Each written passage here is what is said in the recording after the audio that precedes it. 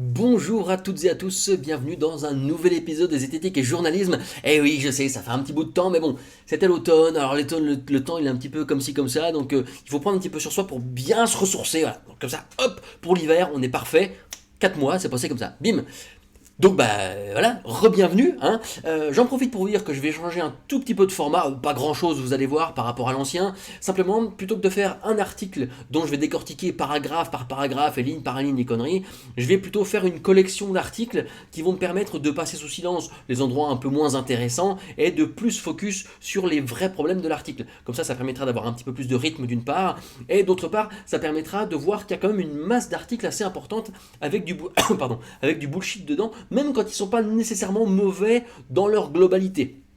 Donc ça c'est plutôt intéressant et ça permettra de nuancer un petit peu. Et puis moi en plus ça va m'alléger de la charge de travail. Plutôt que de tout vérifier ligne par ligne, on va juste vérifier les gros problèmes et vous allez voir que ça va normalement bien se passer. Dites-moi si vous avez des remarques, des réflexions et puis on améliorera tout ça au fur et à mesure. On va appeler ça Zététique et Journalisme saison 3, voilà, première. Qu'est-ce qui se passe Article publié dans Sud-Ouest le 8 décembre qui titre « Se teindre les cheveux augmenterait les risques de développer un cancer du sein selon des scientifiques ». Alors là, le premier problème évidemment, c'est que selon des scientifiques, selon la science, selon les scientifiques, etc., c'est les phrases un petit peu piégées. On sait que les gens ont tendance à partager des trucs et à les croire et à les déblatérer un peu dans l'espace public juste à la lecture des titres des articles. Donc là, bah voilà. C'est backup par la science, donc on peut y aller. Je prends les paris que le conditionnel ici, qui est mis un petit peu en prudence, va être complètement oublié dans les débats, et donc on va avoir des racontards à propos des vilains produits chimiques qu'il y a dans les teintures. C'est un petit peu plus compliqué que ça. L'article en lui-même n'est pas spécialement mauvais en fait, il reprend ce qui se passe dans l'étude et on apprend que les femmes qui se teignent les cheveux auraient 9% de risque en plus de développer un cancer du sein par rapport à celles qui ne se teindraient pas du tout. Ici il aurait fallu expliciter ce qu'est ce 9%. C'est jamais fait quasiment dans les trucs qui parlent de pourcentage d'augmentation. Ici il aurait fallu dire quelle était la fréquence de base des femmes qui ont des cancers du sein.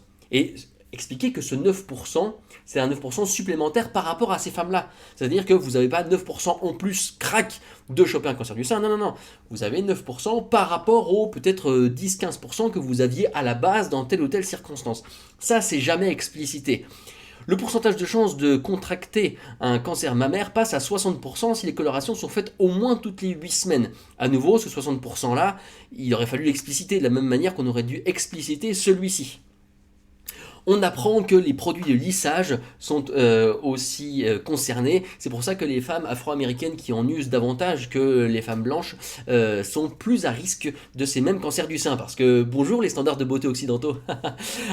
Donc ça c'est pareil, ça aurait été bien de l'expliciter un petit peu plus. Et on retombe à la fin sur un pourcentage. Si les colorations augmentent les chances de développer un cancer du sein, il en va de même pour les produits de lissage. Ces dernières augmenteraient le risque de 30% s'ils sont utilisés toutes les 5 à 8 semaines. À nouveau, il aurait fallu parler de risque relatif. C'est un petit oubli, mais ça peut faire son effet. Comme l'article est court, ben voilà, c'est plutôt bien condensé. Hein. En plus, regardez, il y a même le lien ici vers l'étude. Alors, bon, le lien il ramène à ça. Bon, ok, c'est le communiqué de presse. Mais il se trouve que l'étude, elle est ici, elle est en lien, elle est facilement accessible. Bon, c'est quand même 3 étapes, ça aurait été peut-être mieux de mettre l'étude ou au moins de la mettre avec ça. Bon, tant pis. L'article n'est pas mauvais en soi, juste voilà, c'est des mauvaises pratiques qu'on retrouve de temps en temps. C'était pour commencer. Ensuite, on a ça. Moi, Marilyn, 22 ans, électro-hypersensible. Installée près de Lunéville, Marilyn vit recluse depuis des années, donc on nous dit de quoi elle souffre, l'hyper-électrosensibilité. Elle a écrit à Brigitte Macron, parce qu'elle est très compétente Brigitte Macron, pour une prise de conscience sur les risques liés aux ondes alors que la 5G est en cours de déploiement. Donc on nous explique que dans sa jeunesse, ça a commencé comme ci, comme ça. On nous explique ça. Oui, je sais, ça paraît bizarre à tout le monde, mais je ne supporte pas les basses fréquences émises par une ampoule, toute lumière artificielle. Alors qu'en est-il des lumières pas artificielles, de type le soleil par exemple, parce que là aussi il y a des ondes électromagnétiques. Moi j'aimerais bien savoir si cette personne est aussi sensible à ça. Donc je m'adapte, donc elle nous explique voilà, comment est-ce qu'elle s'est adaptée depuis qu'elle a 12 ans et qu'elle a eu son premier téléphone avec des maux de tête, des douleurs maxillaires, etc. Et personne n'a réussi à l'époque à faire le lien avec les ondes. Peut-être que déjà à l'époque il n'y en avait pas beaucoup, mais ça... Aujourd'hui, elle vient un peu recluse, donc elle nous explique que lors de l'entretien, elle a refusé de s'installer côté rue à cause du Linky, parce que le Linky, il y aurait des ondes aussi.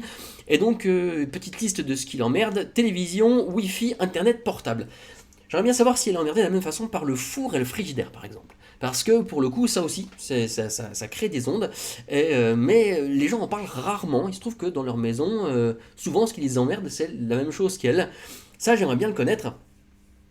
Pour savoir si c'est vraiment ça, parce que je vous cache pas que pour l'instant, scientifiquement, l'électro-hypersensibilité, on a du mal à mettre la main dessus. Je suis un vrai détecteur, sortir de chez moi est une épreuve, donc voilà, si elle va dans la rue où il y a d'autres trucs de Wi-Fi, etc., elle nous explique qu'avec son compagnon, ils ont acheté une Dacia, parce qu'il n'y a pas beaucoup d'équipements électroniques à l'intérieur. Sa vie sociale en prend un sacré coup, tu m'étonnes, donc on nous explique ici tous les symptômes qu'elle ressent, donc effectivement c'est excessivement pénible. Et là, pour moi, ce qui est pénible, c'est là. Je vis un enfer, c'est bien simple, résume Marilyn. À son exclusion physique s'ajoute le sentiment que l'électro-hypersensibilité reste un syndrome contesté par la science et la communauté scientifique. Le professeur Dominique Bellepomme, donc là ça vire au rouge, hein. Bellepomme c'est un... Je vais faire gaffe à ce que je vais dire pour pas que la justice m'emmerde de trop.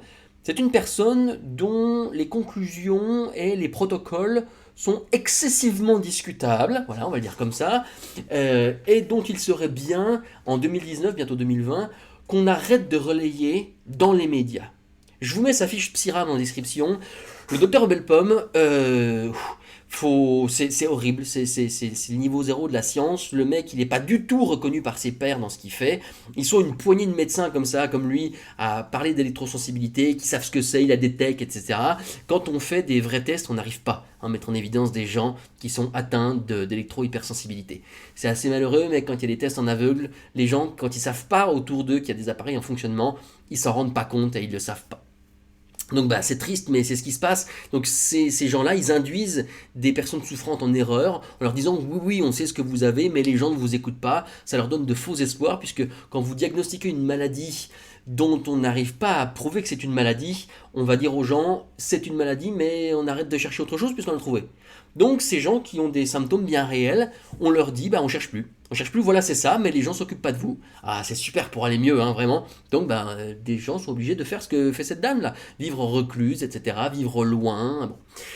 Tout ça grâce à des gens comme le docteur Dominique Bellepomme par exemple. Donc il dit qu'il a réussi à mettre en évidence blabla avec les taux d'histamine, je sais pas quoi, bon, c'est pas très probant hein, malheureusement. Des années d'errance médicale, je suis allé voir beaucoup de spécialistes pendant ces années d'errance médicale, mon état n'a fait qu'empirer, bah oui tu m'étonnes. À l'heure actuelle je touche le fond, donc en plus c'est assez larmoyant, c'est ça qui est pénible, ça fait du mal pour elle. Donc l'ignorance, le doute, la pitié dans le regard des gens. Marilyn a été récemment dépistée également pour la maladie de Lyme et des niveaux très élevés de métaux lourds ont été retrouvés dans son sang. J'aimerais bien savoir qui diagnostique ça, si on parle de la maladie de Lyme chronique ou si on parle de la maladie de Lyme tout court, celle induite par les tiques et notamment la borréliose. Et ça, on ne le sait pas. Donc elle écrit à Brigitte Macron début 2019 « La science nie l'existence de l'électro-hypersensibilité parce qu'il n'est pas facile de reproduire le tableau clinique, mais c'est une erreur et nous prenons du retard, regrette Alexis Hautmanière, médecin spécialiste de santé publique et environnementale, qui la suit de longue date. J'ai cherché qui est ce médecin et j'ai rien trouvé de particulièrement probant sur ce truc-là. D'ailleurs, il n'a pas l'air d'en parler ailleurs que dans cet article-ci. Si vous avez de l'information, je suis preneur, s'il vous plaît. Donc on ne sait pas.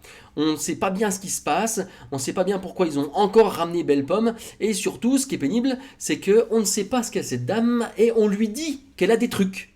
On lui dit qu'elle a des trucs, mais qu'on ne sait pas quoi en faire. Le problème, c'est que la communauté scientifique, elle ne dit pas ça du tout. Elle dit bonjour, vous avez un ensemble de symptômes qui sont assez pénibles, on n'arrive pas à faire le lien avec les ondes électromagnétiques, donc on va aller chercher un autre endroit. Voilà.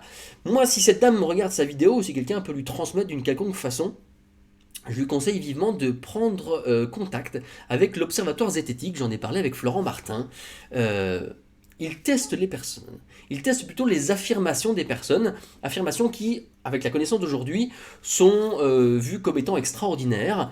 Et si cette personne veut bien se soumettre à des protocoles qu'elle établira avec les membres de l'Observatoire zététique, on pourra voir si, dans des conditions expérimentales rigoureuses, il y a vraiment atteinte physique, sensorielle, réelle, avec des choses qu'elle ne peut pas voir, parce que ce sera derrière un paravent, parce qu'on lui dira que ça marche alors que ça ne marche pas, etc. Et si sa condition peut détecter la mise en marche d'appareils distribuant des ondes électromagnétiques. Donc ça, c'est tout à fait possible. Donc Marilyn, si vous m'entendez d'une quelconque façon, je vous encourage à prendre contact avec l'Observatoire Zététique, dire que vous venez de ma part, et vous verrez, c'est des gens qui sont super bienveillants et tout, ils sont vachement à l'écoute, et ça pourrait vous rendre service, et rendre service aux personnes que vous connaîtriez éventuellement, qui seraient dans le même cas que vous. Donc voilà, petit article pas top du tout. Et c'était que le deuxième. Le troisième, qui est à mon sens le pire de tous, c'est celui-ci, ces 8 aliments qui sont bons pour les organes dont ils ont la forme. C'était dans une chronique à la radio Europe 1, ceci a été transcrit et ça nous donne cet article-là. Noix, céleri, orange, certains fruits et légumes qui ont, si on les regarde bien, la forme de nos organes. Et si ce n'était pas pour rien, spoiler, si, c'est pour rien, Europe 1 dresse la liste de 8 aliments aux bénéfices parfois méconnus pour la santé. Et donc là-bas, on a tout le bullshit, hein. Donc la noix ressemble au cerveau, ça doit être bien pour le cerveau. La tomate favorise le bon fonctionnement du cœur, parce que quand on la coupe en deux, ça ressemble à un cœur. L'avocat, comme c'est un petit peu comme ça, puis qu'il y a le noyau au milieu, ça rappelle l'enfant, c'est l'utérus. Le céleri, la branche ressemble à un os, donc c'est bon pour les os. La patate douce pour le pancréas. La carotte pour les yeux, parce que quand vous la coupez en deux, ça ressemble à un iris. Enfin voilà, faut vraiment la couper en deux, parce que sinon on doute de rien, hein. L'orange et le pamplemousse pour le cancer du sein, je vous fais pas un dessin, et le gingembre contre les vomissements parce que ça ressemble un petit peu à l'estomac. Donc c'est nul, hein. La théorie des signatures, c'est un truc, ça fait plus de 2 siècles que c'est abandonné. Déjà il y a 2 siècles, c'est-à-dire quand un mec là inventait l'homéopathie, donc je vous dis le niveau de science à l'heure actuelle, enfin à l'heure d'il y a 2 siècles. Déjà à l'époque, ce truc-là était abandonné. C'est vous dire le niveau de bullshit, déjà on n'y croyait pas du tout, hein. Et ben ça revient. Et le problème c'est que la personne qui a fait cette chronique, c'est le docteur Jimmy Mohamed. Il est docteur en médecine. C'est-à-dire qu'il a fait les 10 ans, etc. là. Vous vous rendez compte? Quelqu'un qui dit ça à l'antenne. Alors, confronté par Florian Gouttière, dont je vous recommande à nouveau le bouquin, je ne suis pas payé pour le faire, mais c'est un petit bijou. Vous avez de la méthode, vous avez les bases, vous avez tout ce qui fonctionne mal dans les médias quand ça parle de science, etc. C'est aux éditions, non c'est là, c'est aux éditions Belin, Santé Science, doit-on tout gober? C'est bientôt Noël. Pensez à faire des cadeaux pour les gens un petit peu crédules ou un petit peu sceptiques ou un petit peu, c'est le cadeau idéal. Donc Florian Gauthier l'interpelle en des termes plus ou moins, moi j'ai envie de dire facétieux parce que j'aime bien cette façon de faire. Je vois que vous cherchez le petit buzz, mais libre à vous. C'est toujours mieux de parler sur la forme que sur le fond, parce que quand on n'a rien à dire sur le fond, il vaut mieux essayer de discréditer la personne. Donc, un petit ad hominem en passant, pourquoi pas. Nous avons d'emblée dit qu'il s'agissait d'une théorie en contradiction avec la médecine traditionnelle, donc entendre médecine moderne, c'est ce qu'il dit dans la chronique, et qu'il fallait prendre cette chronique avec distance. Il dit exactement dans la chronique, plutôt en contradiction avec la médecine moderne. C'est pas plutôt en contradiction, c'est carrément en contradiction. Je vous rappelle, ça fait 2 siècles que c'était connu comme étant du bullshit. Et il nous dit ceci. Petit effet rhétorique. Incroyable de relayer que la tomate, l'avocat, le pamplemousse, le céleri et la noix peuvent être bénéfiques pour la santé. Non mais réveillez-vous. Mais non, c'est pas ça qui est incroyable. Peut-être que tout à fait possible que la carotte soit très bonne pour les yeux, peut-être que le céleri est tout à fait à avoir de bons os. Il dit un petit peu pourquoi, j'ai pas raison de penser que ce soit particulièrement faux. Le problème, c'est d'accoler ça à la théorie toute pétée des signatures. Ça, c'est un problème. Parce que derrière, là, vous avez que 8 aliments. Mais imaginez avec un petit peu d'imagination. Bon, ça fait une répétition, mais on s'en fout. Imaginez tout ce que les gens vont pouvoir voir comme, je sais pas moi, comme médecine miracle, je sais pas quoi, dans un fruit qui ressemble vite fait à une partie du corps où ils ont un problème. Alors ça ressemble à ma jambe, ça ressemble à ma bite, ça ressemble à mon poumon, ça ressemble à mon foie, etc., etc. Vous, par cet article-là, vous avez l'occasion d'induire des gens en erreur en leur disant cette théorie des signatures, elle est un petit peu valide quand même, donc si vous mangez une mangue qui ressemble à un poumon, par exemple, ça va être bon pour votre cancer du poumon. Il y a des gens qui sont capables d'extrapoler ça à base de théorie des signatures, parce que chez les naturopathes, machin, truc bidule, on entend encore parfois ce genre de conneries, et là, c'est légitimé par un médecin sur une radio grand public. Oui. Fake news en science, donc ça, c'est excessivement dommageable. Donc évidemment, après on dit la confiance des scientifiques, etc., elle est remise en marche. Oui, évidemment que par rapport à des trucs comme ça, la confiance des gens, elle en prend un coup. C'est normal, médiatique, scientifique, le combo gagnant. Donc comment on fait? Là on s'en sort pas. Évidemment qu'on s'en sort pas, donc il faut arrêter, il faut au moins se renseigner, et quand on se dit « ça ressemble, mais quand même c'est du bullshit », on n'en parle pas, parce que quand on est dans une radio grande écoute, en plus avec un titre de docteur, on a quand même une responsabilité dans les propos qu'on tient. Voilà, c'est exactement ce qu'il faut pas faire. Donc manger des noix, des tomates, des avocats, voilà, c'est très bien. Les avocats c'est polluant quand même, mais bon. Manger des trucs c'est bon pour votre corps. Ouais, super, donc manger des fruits et légumes, c'est super, mais arrêtez de les accoler à des théories bidons. Voilà, c'est tout ce que j'ai à dire.